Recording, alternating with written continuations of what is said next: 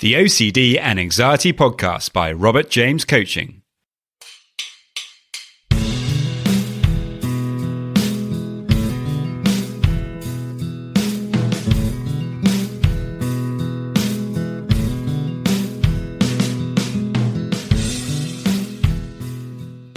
Hello and welcome to the OCD and Anxiety Podcast, where we explore how to have a more positive relationship with anxiety disorders, taking back control so that you can start living the life you choose and not the one chosen by your fears.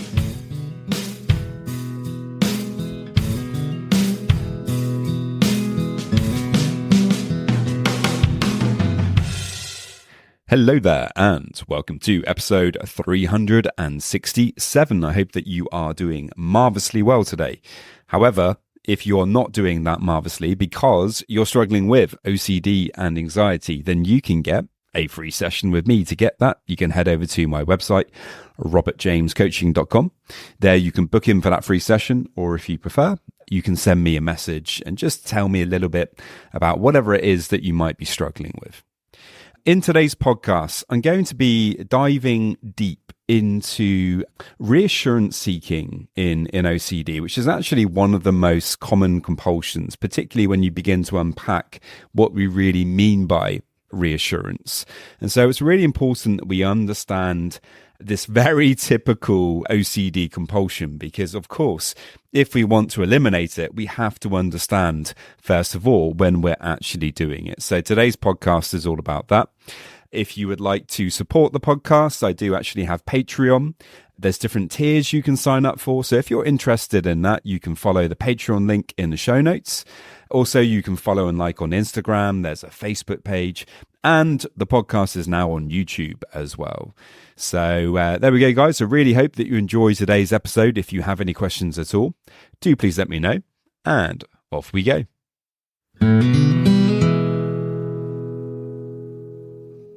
Today's quote is by Dr. Stephen Phillipson, and it is this: reassurance seeking is a compulsion, not a solution to dealing with the distress associated with OCD.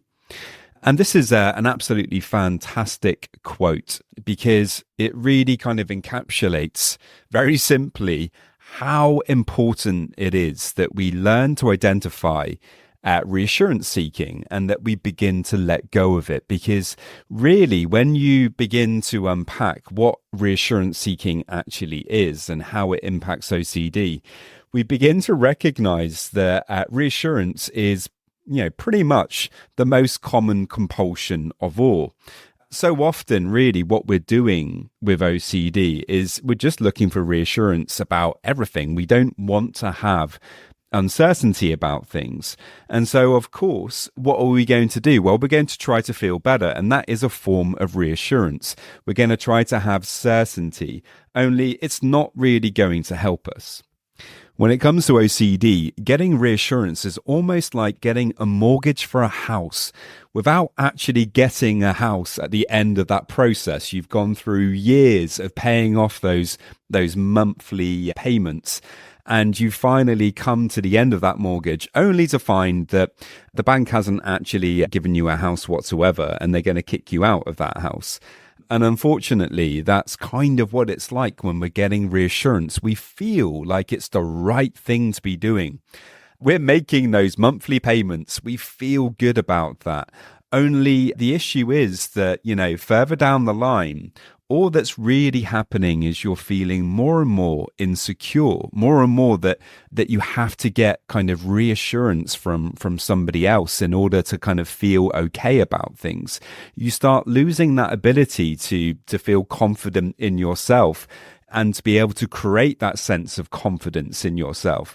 You tend to feel like that confidence has to come from something external to you. And, your home, your sense of self kind of ends up being a place where you're not comfortable anymore. Not like my analogy exactly, where maybe the bank kicks you out of that house. You can still be there in your home. but you're not going to feel content in that home. You're not going to feel confident at home.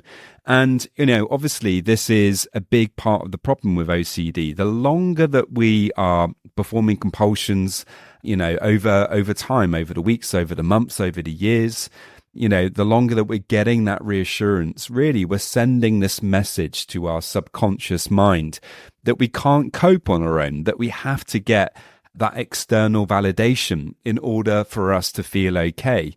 And, it just doesn't help us. And it's also important to kind of point out here that actually the validation doesn't always have to be external, that really when you kind of unpack things, when you think about rumination, well, what are we actually doing when we're ruminating? Obviously, this is an internal thing that's going on here, but it's really, we're trying to get reassurance from ourselves.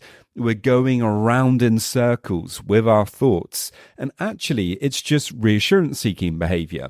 And I think it's so important that we really try to understand, what is reassurance, because on the face of it, you may be thinking, well, I'm not getting reassurance. I haven't been asking my friends about their opinions on my relationship, or whether I should go back and check the oven, or whether I should go and do this or that, or whatever it is that you might be obsessing about.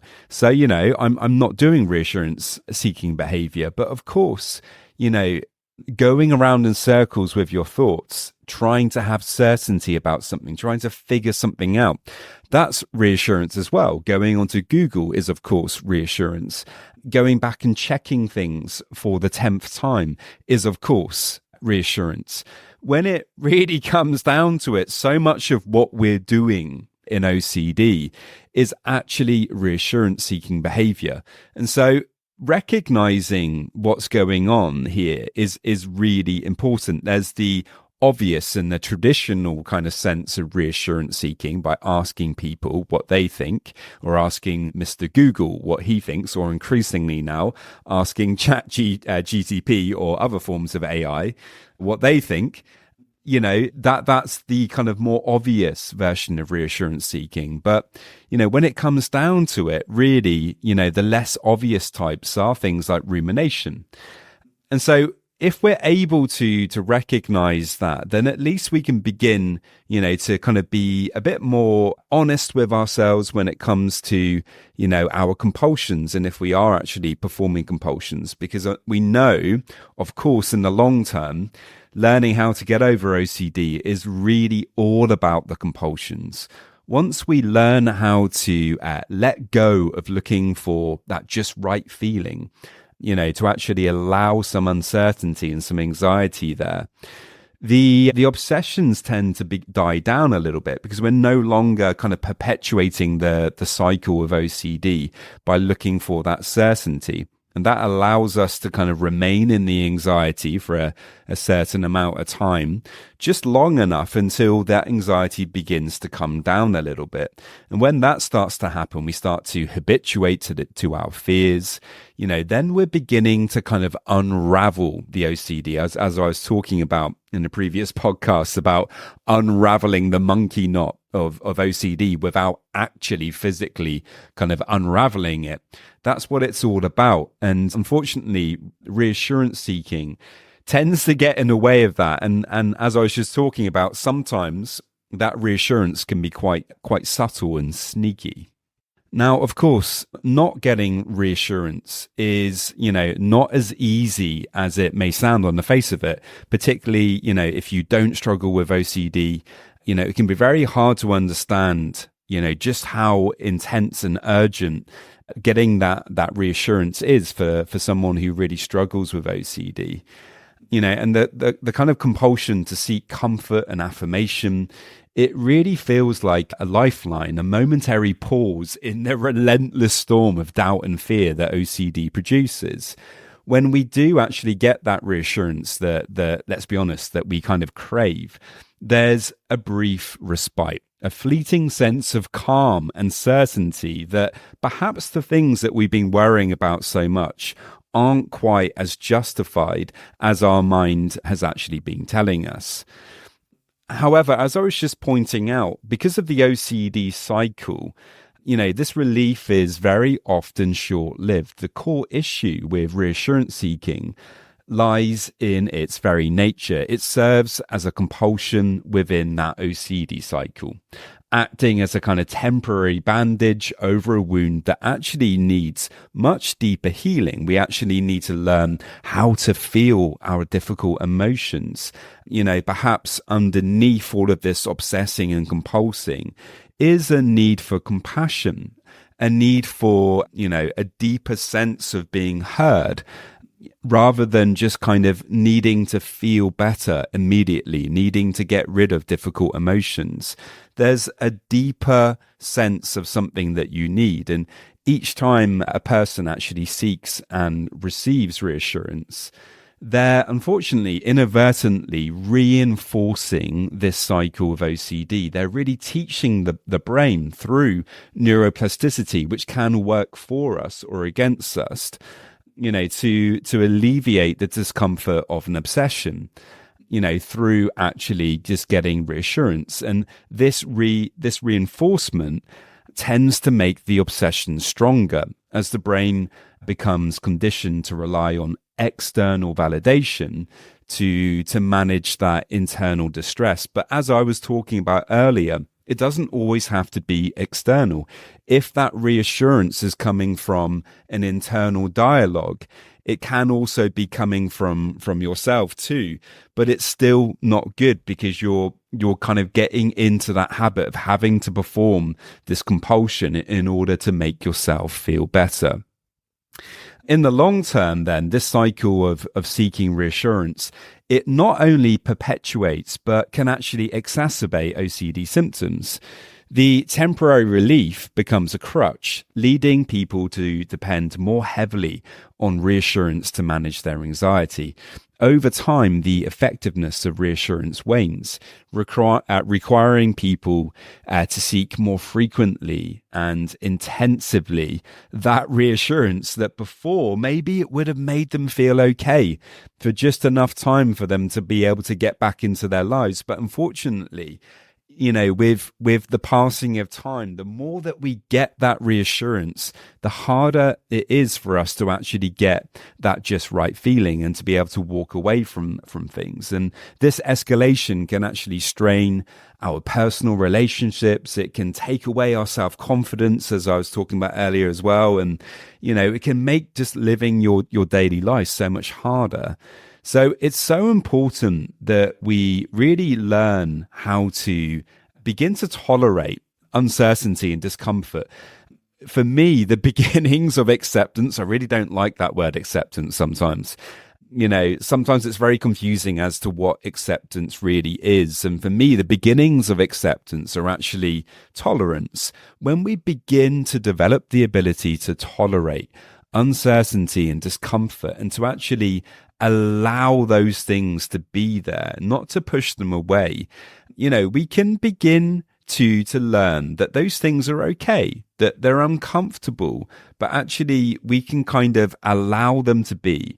We can soothe ourselves despite those challenges being there, and we can get on with our lives. We can focus on our values anyway. And that kind of leads into the next part, which is really learning how to break the cycle here with this. And the key to that lies in really recognizing the trap of reassurance seeking and, developing healthier coping mechanisms. The trap is obviously that reassurance seeking can be obvious, or it can be really quite sneaky. It can be those less obvious things that I was talking about earlier, where, you're performing other types of compulsions. But ultimately, they're about reducing uncertainty. They're about reassuring yourself. And so, the first step in getting over OCD really is developing this ability to understand what your compulsions are and to be able to spot them. Because once you're able to spot your compulsions more readily, more easily, that really is the first step in then being able to do something different with them. If you're not able to spot them, or if they're coming at you so quickly, it can be very draining, it can be exhausting just to kind of pay attention and notice them. This is why I think it's very important to kind of journal about your thoughts, to write down things that have caught you out, to really try to repeatedly, write down what compulsions you've had each day, and try to be honest with yourself, try to reflect on that, and just write them down. By writing them down each day, you start to kind of get more used to them. You start to see them more clearly when they do come up, because you've been writing about them. So that's one approach that you can take. Another approach is when you find yourself caught up in your head.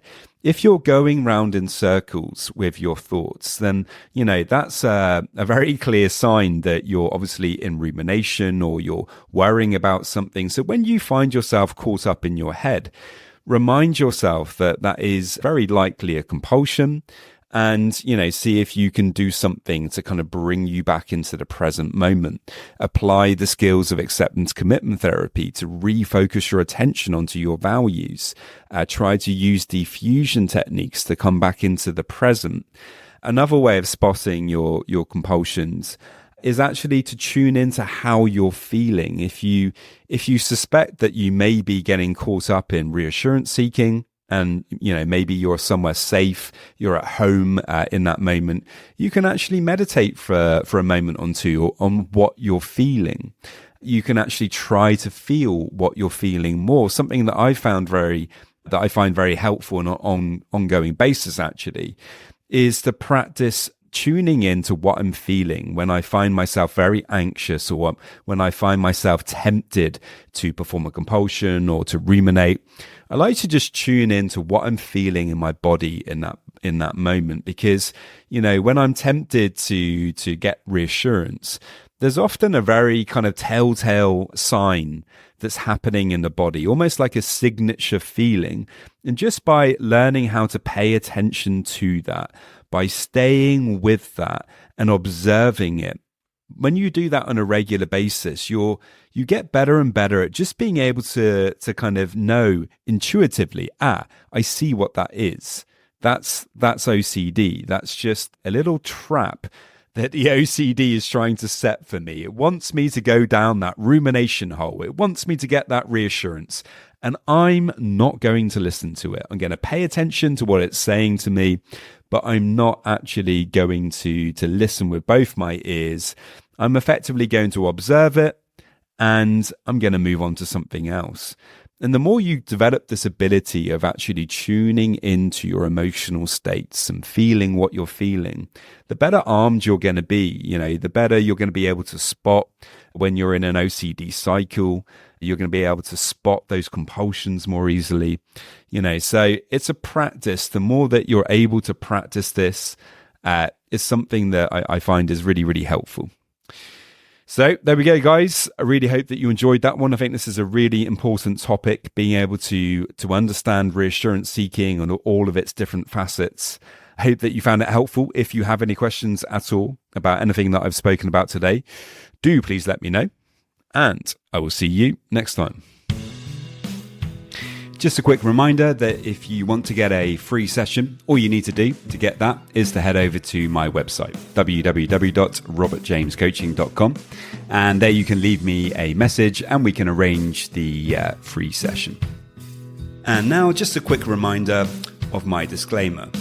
Any information that you view on my website, Instagram page, Facebook group, or anywhere else online, or any information that you listen to on the podcast is for informational purposes only and is not intended to be a substitute for actual medical or mental health advice from a doctor, psychologist, or any other medical or mental health professional.